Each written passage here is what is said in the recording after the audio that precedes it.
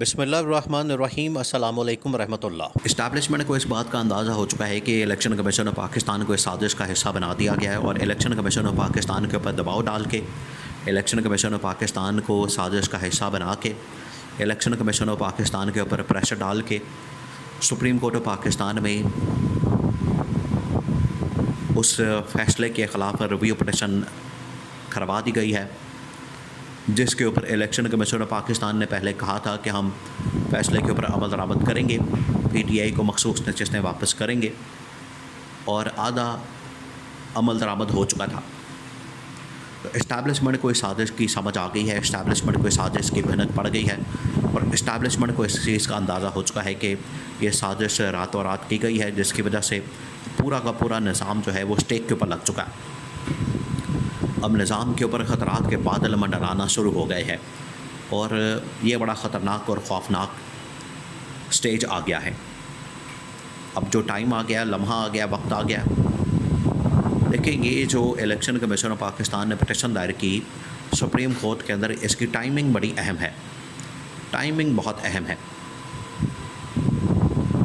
کیونکہ election act کی ترمیم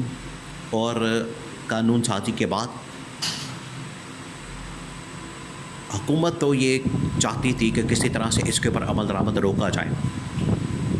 اور حکومت تنہا یہ فیصلہ نہیں کر سکتی تھی جتنی دیر تک کہ الیکشن کمیشن آف پاکستان کو اپنے ساتھ نہ ملا لیا جائے، کیونکہ اس پورے کیس کے اندر اگر آپ اس کیس کو دیکھیں، پورے کیس کے اندر تین فریق ہیں، تین پارٹیاں ہیں۔ ایک ہے سپریم کورٹ آف پاکستان، دوسرا الیکشن کمیشن آف پاکستان، اور تیسرا تحریک انصاف یا پھر سنی اتحاد کونسل۔ نون لیگ کا، پیپلز پارٹی کا تو اس پورے کیس سے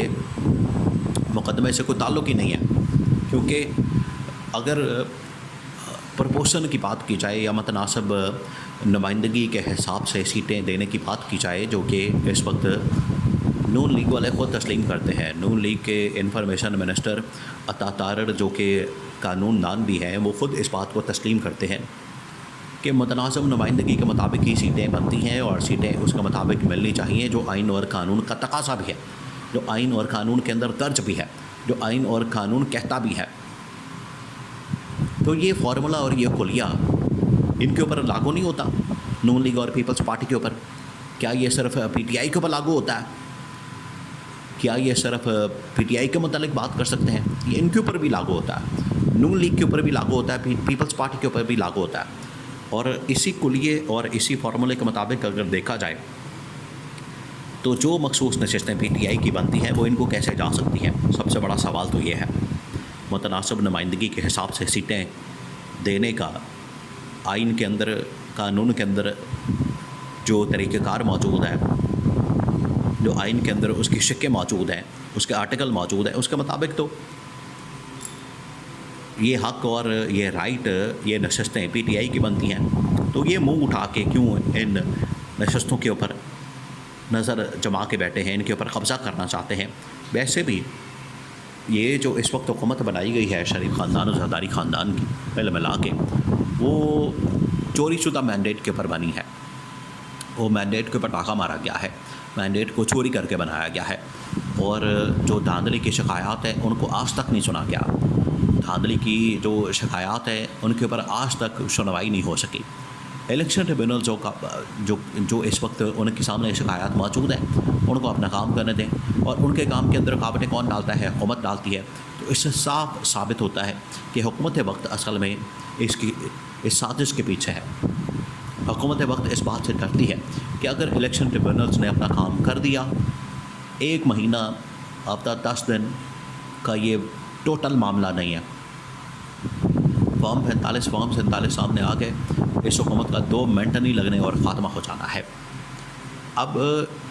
یہ جو اداروں کے درمیان لڑائی کروائی جا رہی ہے، کیونکہ اس کی وجہ سے 4-5 ادارے آمنے سامنے آ چکے ہیں، اور اسٹیبلشمنٹ کو اس بات کا پتہ ہے، اسٹیبلشمنٹ کو اس بات کا اندازہ ہے کہ یہ اداروں کی لڑائی، یہ پاکستان کے لیے، ریاست پاکستان کے لیے، اس کے وجود کے لیے، اس کی سلامتی کے لیے، اس کی سالمیت کے لیے ایک بہت بڑا خطرہ۔ یہ جو اس وقت ایگزیکٹو حکومت وقت اور پارلیمنٹ کو اور اس کے ساتھ انہوں نے الیکشن کمیشن آف پاکستان کو بھی شامل کر لیا. یہ 3 ادارے ایک طرف، یعنی ایگزیکٹو حکومت وقت، پارلیمنٹ اور الیکشن کمیشن آف پاکستان، یہ 3 ادارے ایک طرف، تینوں مل کے سپریم کورٹ کے اوپر حملہ آور ہو چکے ہیں. تو یہ 3 ادارے ایک طرف اور ایک طرف ہے سپریم کورٹ آف پاکستان، ان کے درمیان براہ راست لڑائی، جنگ، ٹکراؤ، کلیش کی صورتحال پیدا ہو چکی ہے. اور یہ جو لڑائی ہے، یہ جو جنگ ہے، یہ جو ٹکراؤ ہے، یہ بڑا خوفناک اور خطرناک ہے. اس کے نتیجے میں ملک کے اندر اگر ایک ڈیڈ لاک پیدا ہو گیا، اگر فرض کریں کہ پھر بھی ریویو پٹیشن کو اڑا دیا جاتا ہے یہ سپریم کورٹ کی جانب سے، الیکشن کمیشن کی ریویو پٹیشن کو بھی اڑا دیا جاتا ہے، نون لیگ اور پیپلز پارٹی کی ریویو پٹیشن کو بھی اڑا دیا جاتا ہے، تو پھر تو ان کو ہر صورت میں سپریم کورٹ کے فیصلے کے اوپر عمل درآمد کرنا ہے،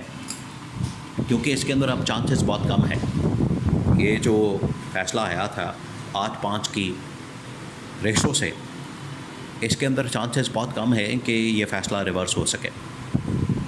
یہ شاذ و نادر اس طرح کی بات ہو سکتی ہے، صورتحال پیدا ہو سکتی ہے،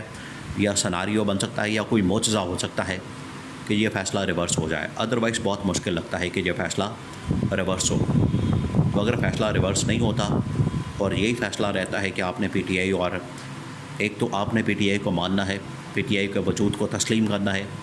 کیونکہ سپریم کورٹ یہ کہہ چکی ہے کہ پی ٹی آئی کل بھی موجود تھی، پی ٹی آئی کا وجود ایگزسٹ کرتا تھا، اور آج بھی پی ٹی آئی ایک حقیقت ہے. یہ تو سپریم کورٹ کا آرڈر موجود ہے،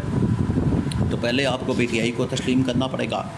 پھر پی ٹی آئی کو آپ کو مخصوص نشستیں دینی پڑے گی. تو اس کے اوپر تو عمل درآمد آپ نے کرنا ہی کرنا ہے. حکومت کی نیت یہ ہے کہ ہر حال میں ہم نے اس میں رکاوٹ پیدا کرنی ہے، اور جو مرضی ہو جائے ہم نے فیصلے کے اوپر عمل درآمد نہیں کرنا، جو مرضی پوٹل ہو. یہ ہے حکومت کی نیت، یہ ہے حکومت کی سوچ اور اپروچ. اس کے بعد تو پھر ملک کے اندر ٹکراؤ، ملک کے اندر اداروں کی لڑائی، ملک کے اندر اداروں کے درمیان ایک تصادم وہی نظر آ رہا ہے. اور اسٹیبلشمنٹ نے الیکشن کمیشن آف پاکستان کو آخرکار پر اسٹیبلشمنٹ کو میدان میں آنا پڑے گا، اور سپریم کورٹ کے فیصلے کے اوپر عمل درآمد کروانا. سپریم کورٹ کسی وقت بھی فوج کی مدد حاصل کر سکتی ہے کہ ہمارے فیصلے کے اوپر عمل درآمد کروایا جائے. پھر فوج کو عمل درآمد کروانا پڑے گا، وہ ڈنڈے سے کروائے گی. اور پی ٹی آئی کو، عمران خان کو جو مخصوص نشستیں ہیں سپریم کورٹ کے فیصلے کے بعد، اگر وہ ریورس نہیں ہوتا تو فوج اور سپریم کورٹ دلوا کے رہیں گے.